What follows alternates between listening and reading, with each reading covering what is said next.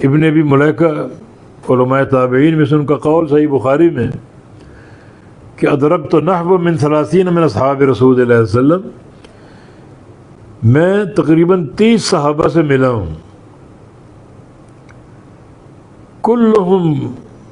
کل کان یخاف النفاق علی نفسہ، اور ہر صحابی کو اپنے آپ پر نفاق کے تعلق سے روتے ہوئے پایا، ہمیں نفاق تو نہیں آ گیا، ہم منافق تو نہیں ہو گئے۔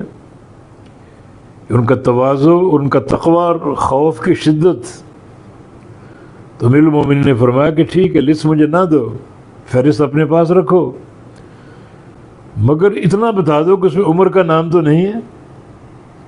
فرمایا نہیں، عمر کا نام نہیں۔ تو لسٹ آپ کو بعد میں دی گئی، ایک چیز بتا دی گئی تو وہ غیب نہیں رہا۔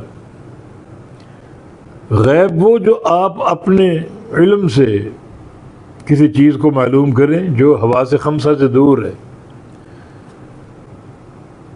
کوئی چیز سنی جاتی ہے، دیکھی جاتی ہے، وہ غیب نہیں۔